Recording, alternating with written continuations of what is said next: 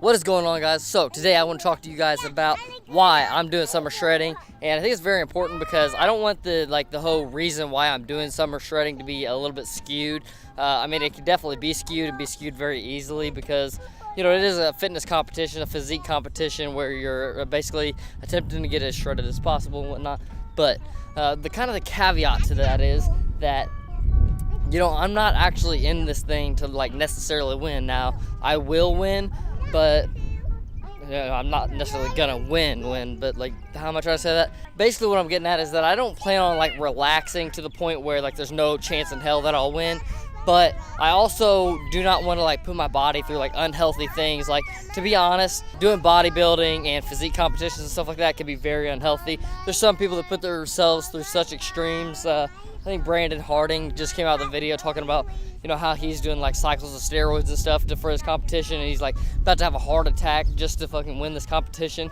And it's to me, this is not worth it. And like he's saying, it's not even really worth it for himself. But he's already traveled so far down the road. Is why I can't really quit now. I'm only a few days out, and that's highly understandable. But that's something that I've been very conscious of myself. Whenever I'm feeling way too hungry, or my joints are aching too bad, or I feel unhealthy. You can just feel the unhealthiness of what is going on in your body.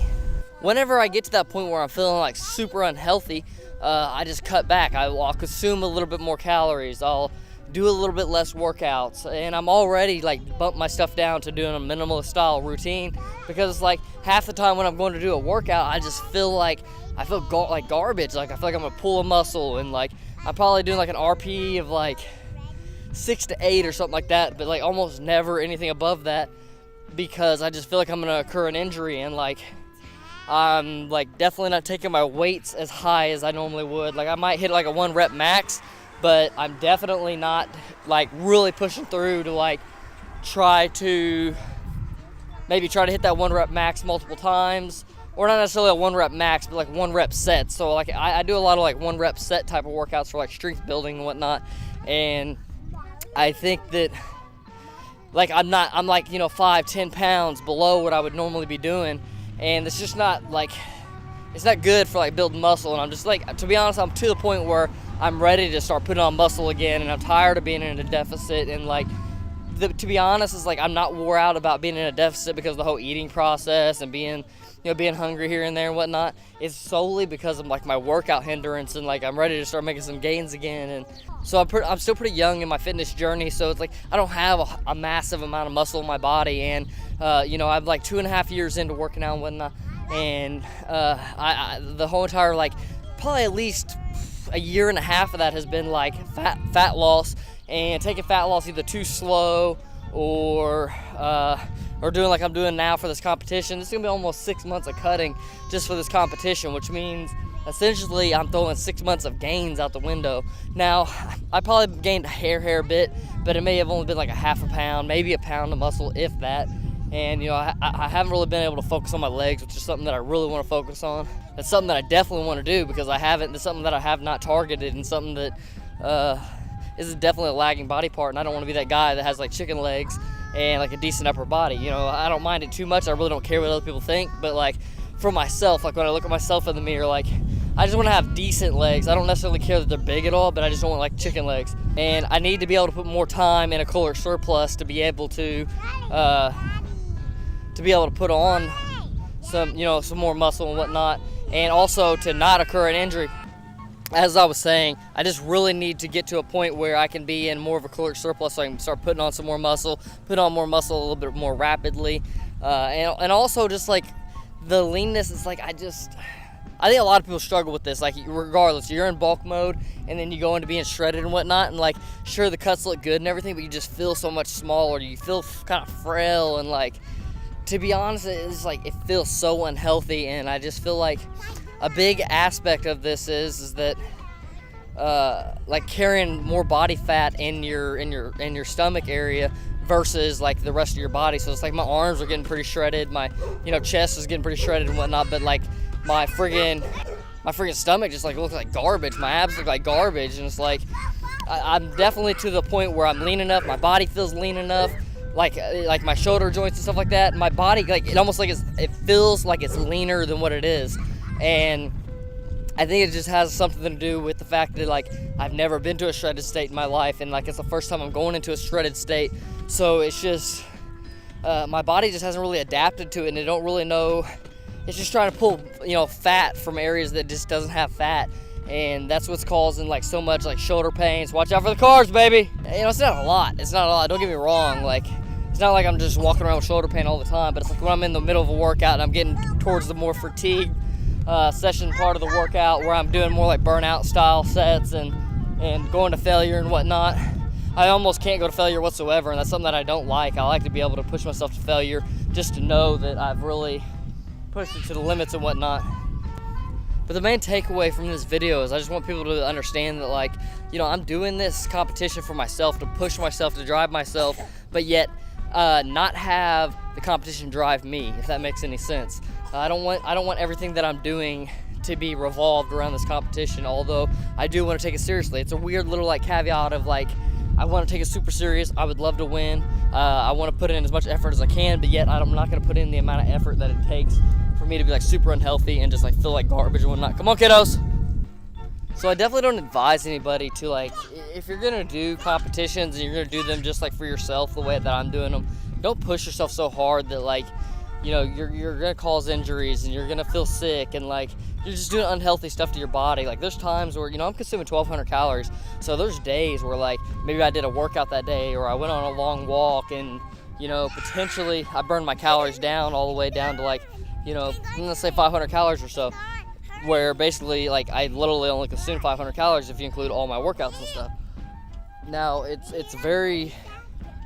nice to be able to do that, because then you're gonna lose fat faster, but then again, your body reacts to that by dropping its hormone levels, and by your body will drop its hormone levels and start getting into all kinds of weird like side effects, and like the aches will start creeping on. You'll be more moody. You'll just overall be having a lot of like negative side effects. And if you can kind of float around that area where you're just slowly like touching those negative side effects, like say for instance last night, I pretty much had eaten all my calories for the day. I didn't really calculate any of my workouts or my walks or whatever, and I probably burned a couple hundred calories on my walk. So I probably had a couple hundred calories to spare, but I ate like a big bowl of cereal with protein shake in it as the milk. It was like a pre-mixed protein shake, the little fucking poverty equate high performance protein shakes that I drink. 30 grams of protein, by the way.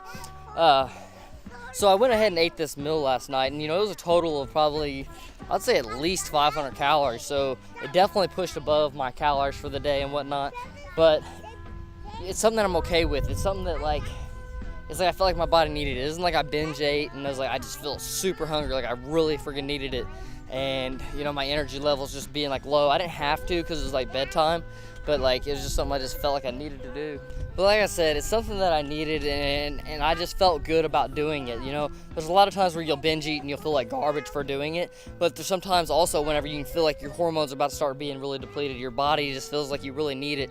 I actually hit a upper session that day too, so it was like on my workout days, I don't mind getting in a little bit more calories, keeping my calories a little bit higher, so that way when I go to sleep that next night or that same night, I'm able to recover my body a little bit more, so that way the next workout I'm more ready, and also the potential for gains go up just a little bit, because, you know, you're going to be in a protein synthesis state, a muscle building state during that period of time more than any other time. But the main thing is to keep the balance. Guys, what's up? Woo! What is up, dude? Oh my Adora jacket. All right. Making your nose on the vlog. No.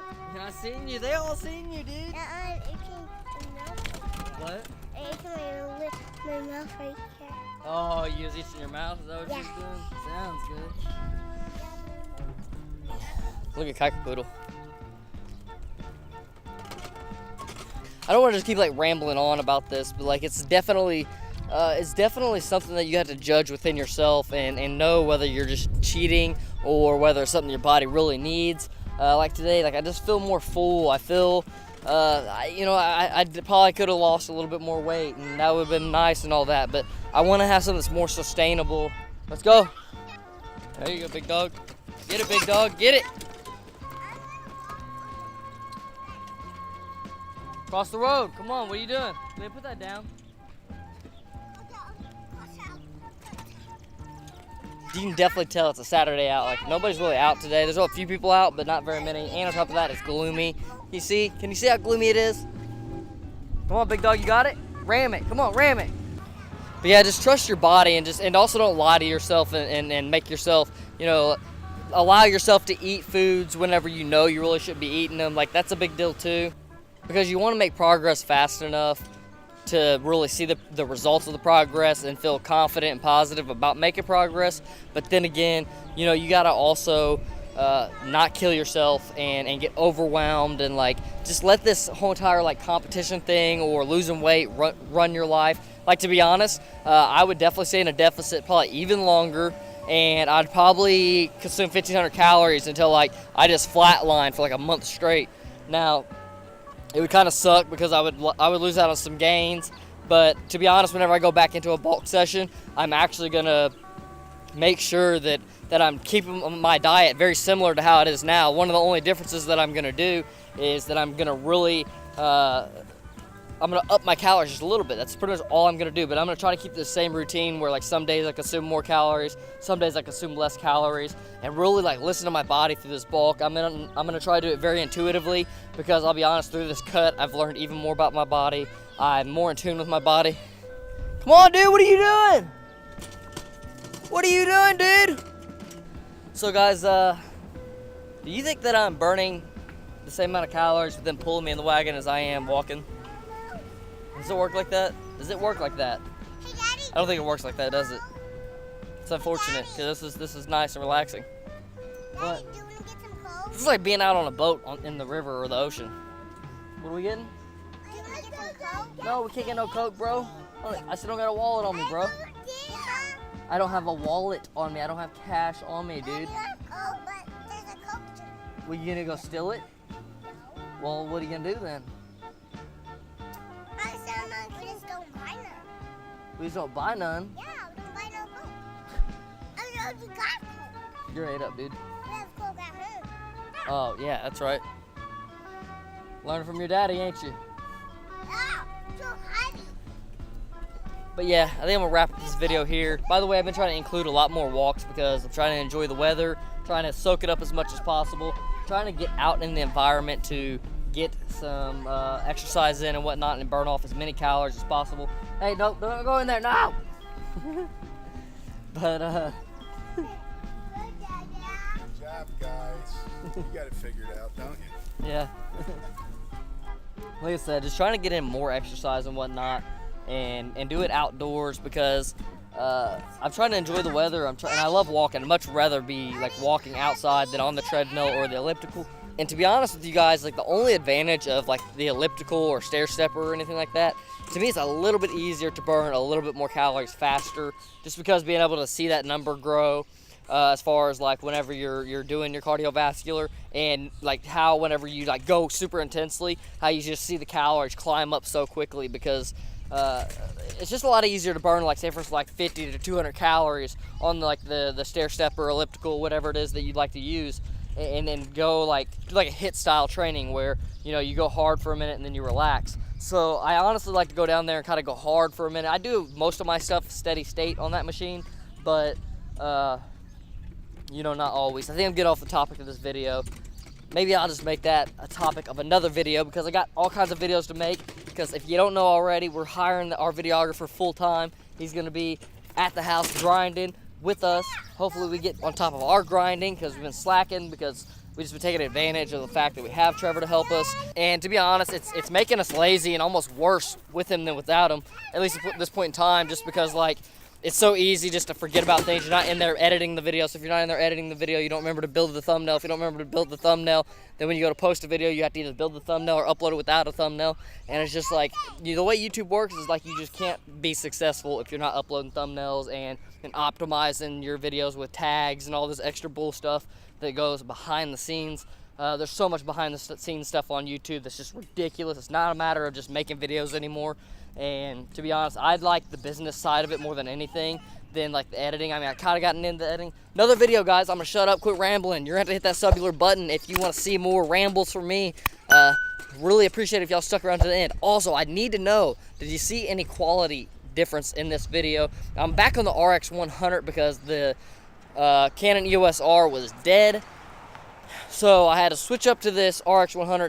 It's a bomb little camera. It's a little beast of a machine, especially for being as small and lightweight as it is. I actually picked it up the other day. I was like, gosh damn, this thing is so freaking light. I love this thing, and you know, I was so romantic about getting the EOS R and wanting to be able to, you know, get more professional level shots. But when it comes to vlogging, I might just go back to this thing, especially if you guys can't really tell a difference, because this thing's so much easier to hold. My shoulders would be twice the size right now if I was using the EOS R right now. So guys, thank you if you stuck around to the end. Give this video a thumbsy up if that's something you're into, and I'll catch y'all on the next one.